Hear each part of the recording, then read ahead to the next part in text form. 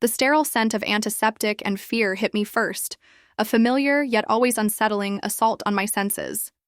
It clung to the air, permeated the hurried whispers of nurses, and seemed to emanate from the very walls of St. Jude's emergency room, a cold clinical embrace that promised little comfort. My heart hammered against my ribs, a frantic drumbeat against the silence of my own terror, so loud I was sure everyone in the bustling waiting area could hear its frantic rhythm, a testament to the raw, unadulterated panic that seized me. Just an hour ago, my phone had rung, its shrill cry shattering the quiet of my Sunday afternoon, pulling me abruptly from the peaceful oblivion of a good book.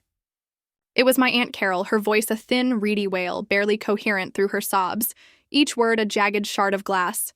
"It's Grandpa Arthur! He collapsed! They're taking him to St. Jude's! Oh, Sophia, it's bad! It's really bad!" Grandpa Arthur. My rock. The man who taught me how to fish, patiently baiting my hook and untangling my lines, how to fix anything with duct tape and a healthy dose of ingenuity, and how to believe in myself even when no one else did. His unwavering faith a constant source of strength. The thought of him, frail and vulnerable, hooked up to machines, his vibrant spirit dimmed, was a physical ache in my chest, a sharp, piercing pain that stole my breath. I was Sophia Miller, a third-year medical resident, accustomed to the chaos of emergency rooms, to the sight of suffering, to the delicate dance between life and death that played out daily within these walls. But this wasn't a patient. This was family. This was my family, my blood, my history. And the professional detachment I usually relied upon, the carefully constructed emotional barriers that allowed me to function in this demanding environment, had completely evaporated, leaving me raw and exposed, vulnerable to the crushing weight of personal fear. I pushed through the double doors of the ER, the automatic whoosh of their opening a stark contrast to the sudden deafening roar in my ears. My white coat, usually a symbol of authority and calm, now felt like a flimsy shield against the tidal wave of anxiety threatening to overwhelm me, a flimsy costume rather than a protective armor. The fluorescent lights hummed, casting a harsh, unforgiving glow on the pale faces of worried families and the grim efficiency of the medical staff, illuminating every crease of worry, every flicker of despair. I spotted my aunt and uncle huddled in a corner, their figures slumped, their faces streaked with tears, their hands clasped tightly together, a tableau of shared grief and helplessness. Before I could even reach them, before I could offer a word of comfort, a familiar voice, sharp and authoritative, cut through the din, slicing through the cacophony of beeps and murmurs. "Family of Arthur Vance, we've got him stabilized. He's in exam room 3. Dr. Thorne will be with you shortly." My blood ran cold, a sudden icy jolt that left me breathless. Dr. Thorne, my cousin, Liam Thorne, the golden boy of the family, the one who had always seemed to glide effortlessly through life, achieving every milestone with a smug, self-satisfied grin, his path seemingly paved with effortless success. He was a brilliant surgeon, no doubt, his reputation preceding him like a shining beacon. But his arrogance was legendary, his bedside manner notoriously lacking, often bordering on condescension. And he was here, treating my grandfather. A wave of nausea washed over me, a bitter taste rising in my throat, a premonition of impending disaster. This was not just a medical emergency. This was about to become a family drama of epic proportions, a clash of personalities and hidden histories. I found exam room 3, its door ajar, revealing a scene that instantly twisted my gut, a tableau that confirmed my worst fears. Grandpa. Arthur lay on the gurney, his usually vibrant face etched with years of laughter and wisdom, now pale and drawn, a ghostly shadow of his former self. An oxygen mask obscured his mouth, a cruel barrier to communication. But his eyes, however, were wide open, darting frantically around the room, filled with a raw, primal fear that made my heart clench, a terror that seemed to scream from his very soul. Standing over him, clipboard in hand, was Liam. His dark hair was perfectly coiffed, not a strand out of place, his scrubs immaculate, pristine white against his tanned skin, his expression one of detached professionalism, a mask of clinical indifference. He was explaining something to my aunt and uncle, his voice calm, almost condescending, as if lecturing children, reducing complex medical terms to simplistic, almost insulting analogies. His vitals are stable, but we're seeing some cardiac irregularities. We've started him on a drip and we'll need to run more tests. An ECG, blood work, maybe an echo. We're looking at a possible myocardial infarction, but we need to rule out other etiologies. Grandpa. I rushed forward, my voice choked with emotion, a desperate plea for connection, pushing past Liam without a second thought, my focus solely on the frail figure on the gurney. I reached for his hand, wanting to offer comfort, to let him know I was there, that he wasn't alone, that he was safe. My fingers brushed against his cool, papery skin, the touch light, tentative. He flinched violently, a sudden, convulsive movement, pulling his hand away as if burned, his eyes snapping open, wider. His gaze, wide with fear, suddenly focused on me. But it wasn't recognition I saw there, not the loving warmth I knew so well. It was pure, unadulterated terror, a primal fear that made my blood run cold. "Don't touch me," he rasped, his voice weak but laced with an unexpected venom, a raw, guttural sound that seemed to tear through the very fabric of the room, ripping through the sterile silence. His gaze flickered from my face to Liam, then back again, his eyes narrowing with a chilling intensity, a look of profound distrust. "Get away! All of you! Don't touch me! Don't you dare touch me! Especially you, Liam! You monster! You're just like him! You'll kill me!"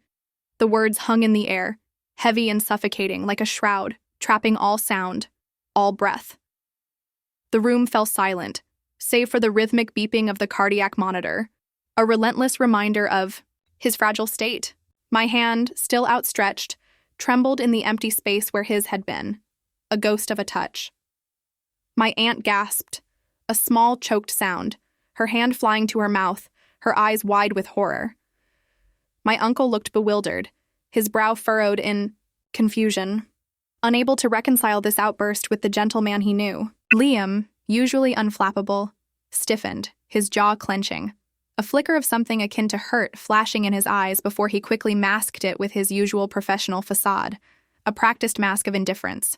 But the words, "Don't touch me," and the subsequent chilling accusation, you monster," were directed not just at Liam, but at me, at all of us. A blanket condemnation that left me reeling, my mind struggling to comprehend. Just because my cousin was the doctor. But it was more than that. It was something deeper, something I couldn't comprehend, a hidden wound that had suddenly burst open. The fear in Grandpa's eyes wasn't just about his illness. It was about us. And the accusation, "You monster," was a direct hit, a poisoned dart aimed squarely at Liam, but its shrapnel had wounded me too, leaving me bleeding and confused. What had happened?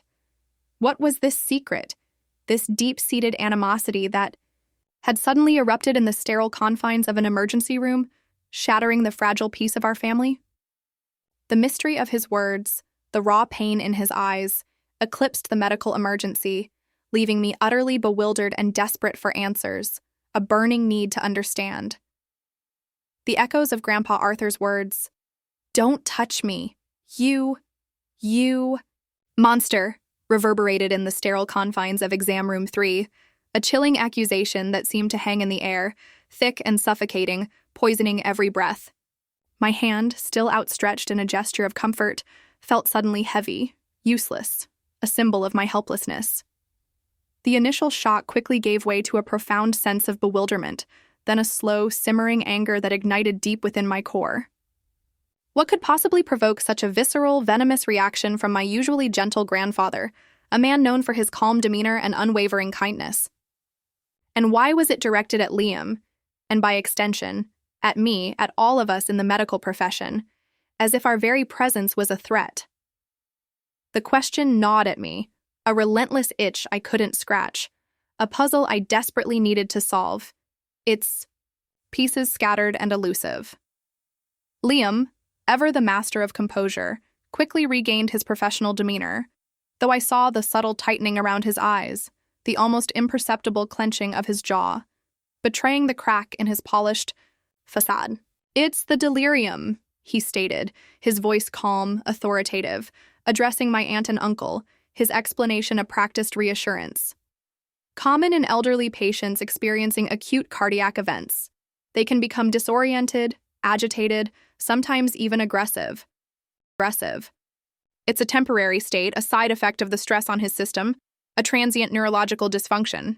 He offered a reassuring, if somewhat forced, smile, a professional courtesy that felt hollow.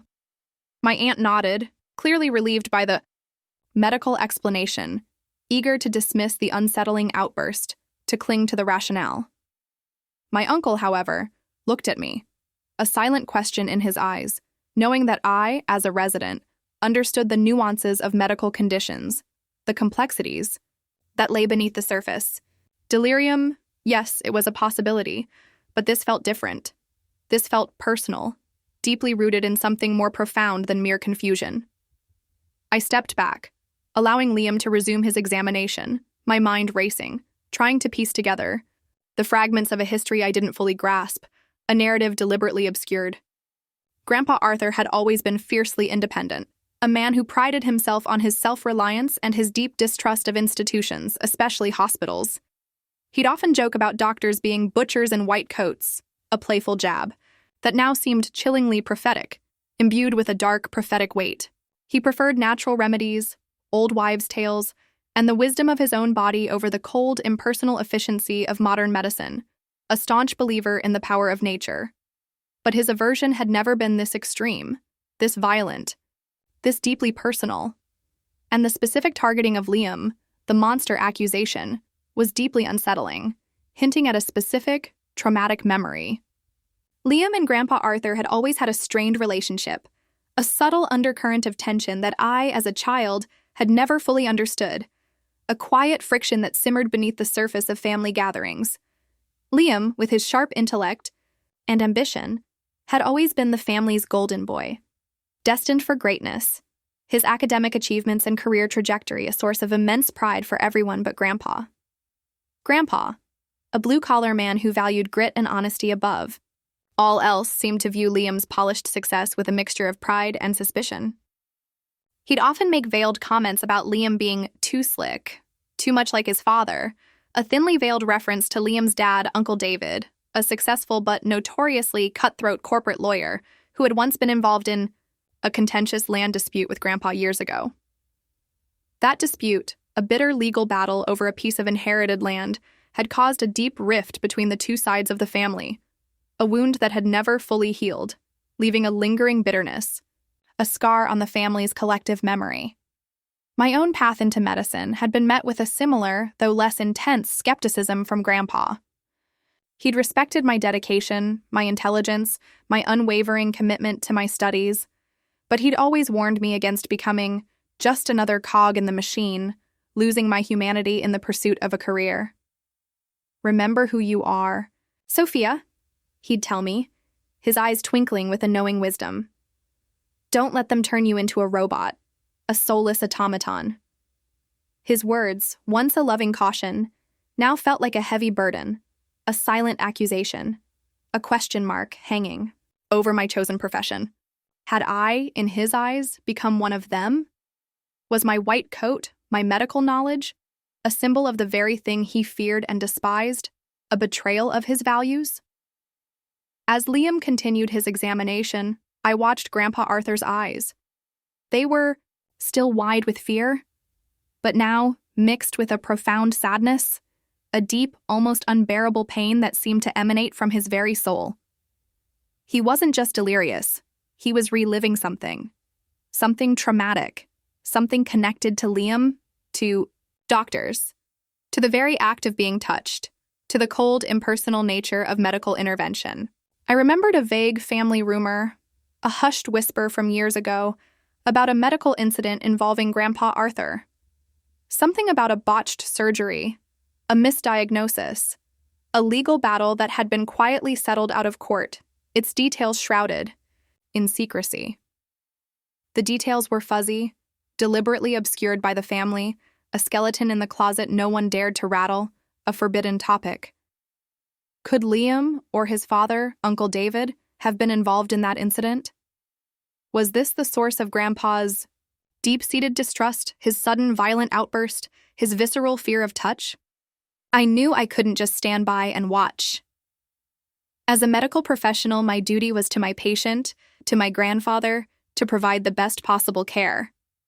But as his granddaughter, my duty was to understand, to heal not just his body, but the wounds of his past, the invisible scars that ran deeper than any physical ailment. I needed to find out what truly happened, to unravel the secret that had festered for so long, poisoning his trust, eroding his peace. I needed to understand why he had called Liam a monster, and why that accusation had extended to me, to my touch, to the very essence of my being. The medical explanation of delirium felt insufficient, a convenient blanket to cover a much deeper, more painful truth, a truth that demanded to be unearthed. I decided then and there that I would not leave his side. I would use my medical knowledge, my access to his charts, my understanding of the hospital system, to uncover the truth, to piece together the fragmented narrative of his past. I would talk to my aunt and uncle, gently probing for details about the past, navigating their discomfort with care. I would even confront Liam if necessary, though I knew that would be a difficult conversation, fraught with tension and unspoken resentments. My grandfather's words, his raw fear, his chilling accusation, had ignited a fire within me, a burning desire for justice and understanding. I wasn't just a resident anymore. I was a detective, a protector, a granddaughter fighting for the truth, for the man who had always been my rock. And I wouldn't stop until I understood why my beloved Grandpa Arthur had looked at me, his own flesh and blood, and screamed, "Don't touch me!" The next few days at St. Jude's were a blur of medical jargon, hushed conversations, and a relentless, almost obsessive pursuit of the truth. Grandpa Arthur remained agitated, his delirium ebbing and flowing like a restless tide, but his aversion to touch, especially from anyone in scrubs, persisted with an unnerving consistency. He would recoil, his eyes wide with a fear that transcended his physical pain, muttering disjointed phrases about needles and lies and the other one, his words a haunting echo of a past trauma. Liam, maintaining his professional facade with unwavering resolve, continued to manage Grandpa's medical care, but I noticed the subtle tension in his shoulders, the way he avoided direct eye contact with me, a silent acknowledgement of the unspoken chasm that had opened between us, a shared burden of an unknown secret. I spent every spare moment delving into Grandpa's medical history, meticulously sifting through digital records, cross-referencing dates, searching for the elusive piece of the puzzle. The hospital's digital records were extensive, a vast ocean of data, but the crucial period, the one I suspected held the key, was frustratingly sparse, almost deliberately incomplete. There was a record of a major surgery almost 20 years ago, a routine appendectomy that had somehow gone horribly wrong, leading to severe complications, a prolonged recovery, and a subsequent lawsuit. The details of the lawsuit were sealed, shrouded in legal secrecy, but the names involved were clear, starkly visible. Arthur Vance, my grandfather, versus Dr. Elias Thorne, Liam's father's brother, my Uncle David's brother, a renowned surgeon who had since retired from practice, and St. Jude's Hospital. The pieces began to click into place, forming a horrifying picture. Dr. Elias Thorne, Liam's uncle, was the other one. The monster accusation, the deep-seated fear of doctors, the specific aversion to Liam, it all stemmed from this buried trauma, this festering wound from the past. I approached my Aunt Carol, gently probing for details about the old lawsuit, treading carefully, knowing the sensitivity of the topic. Her eyes immediately clouded with pain, a familiar shadow passing over her face. "Oh, Sophia, that was a terrible time. Grandpa almost died. Dr. Thorne, he made a mistake, a big one. They settled out of court and we were sworn to secrecy, bound by legal agreements. Your father and Uncle David handled it all. It nearly tore the family apart. The bitterness, the accusations." She confirmed that Liam's father, Uncle David, had been the lead attorney for Dr. Thorne, fiercely defending his brother, protecting his reputation, further deepening the family rift, cementing the divide. The irony was brutal, a cruel twist of fate.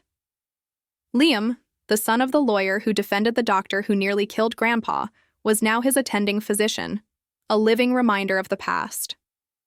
The full weight of the situation settled on me, a crushing burden of understanding. Grandpa Arthur wasn't just delirious. He was reliving the trauma of that botched surgery, the searing pain, the overwhelming fear, the profound sense of betrayal. And Liam, with his white coat and his family name, was a living embodiment of that past horror, a constant trigger for his deepest fears. The "don't touch me" wasn't a rejection of me personally, but a desperate cry from a man trapped in a nightmare, reliving a moment when a doctor's touch had nearly cost him his life, a moment that had stolen his trust. I knew I had to talk to Liam.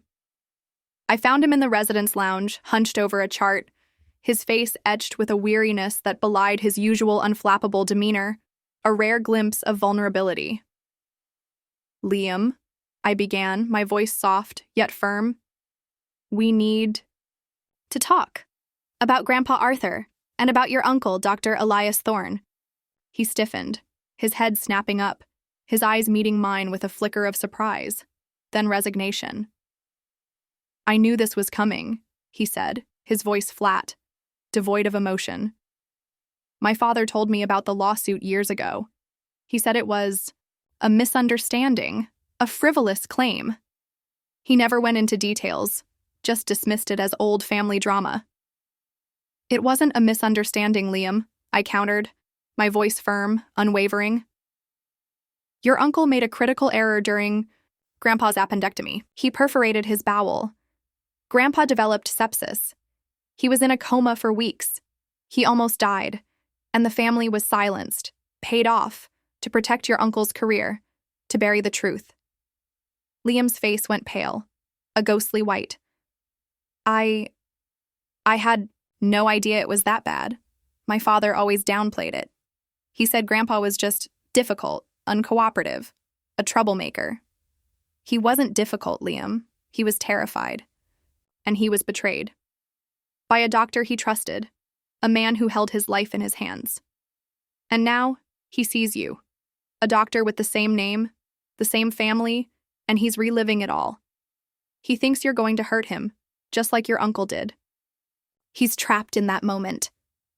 A profound sadness washed over Liam's face, a raw, exposed pain. "He called me a monster," he whispered, the words barely audible, filled with a deep hurt. "I didn't understand. I thought he hated me." "He wasn't calling you a monster, Liam," I explained gently, my voice filled with empathy. "He was calling the trauma a monster. And you, in that moment, were the face of it. He's not rejecting you. He's rejecting the pain, the fear, the past, the memory of what happened to him." We sat in silence for a long moment, the weight of the family's buried secret hanging between us, a tangible presence. Then, Liam looked at me, his eyes filled with a newfound vulnerability, a raw honesty I had never seen before. "What do we do?" he asked, his voice barely a whisper. "We tell him the truth, Liam," I said, my voice resolute, unwavering. "Not just about his current medical condition, but about what happened 20 years ago. We acknowledge his pain. We validate his fear. And we show him that not all doctors are the same, that we are different, that we are here to heal, not to harm."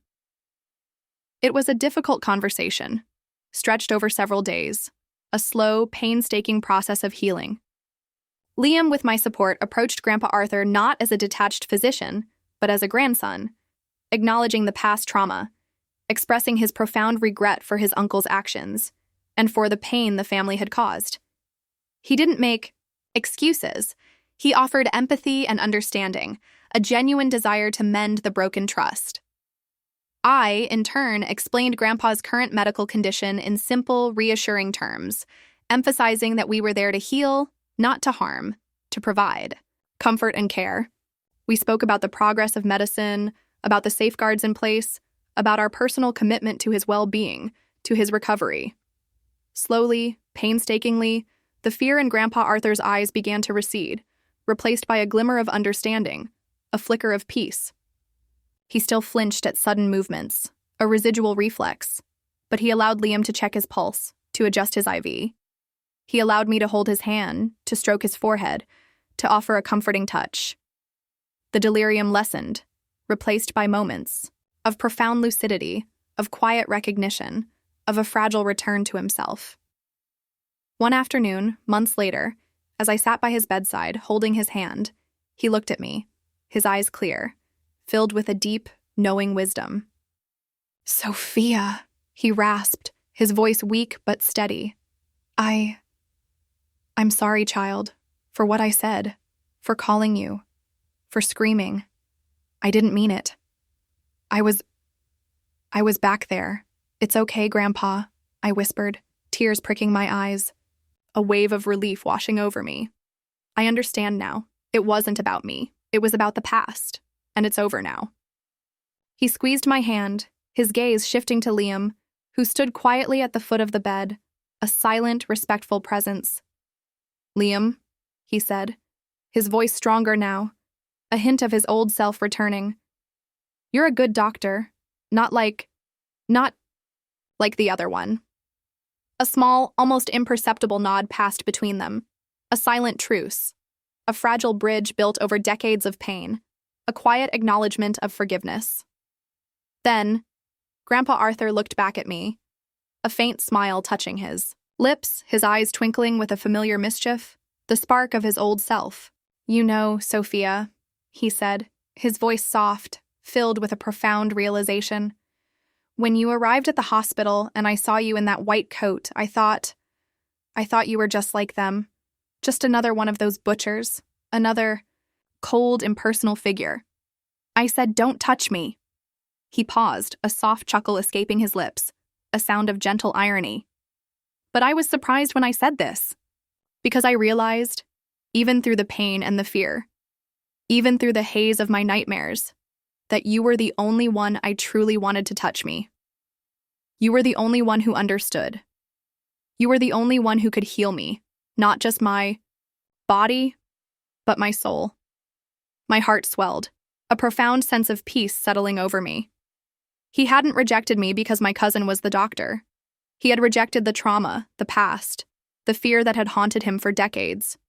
And in that moment, he had seen through the white coat, through the family history, through the pain, and recognized the true healer within me, the granddaughter who loved him unconditionally. It was the greatest validation I could have ever received, a testament to the power of understanding and unconditional love.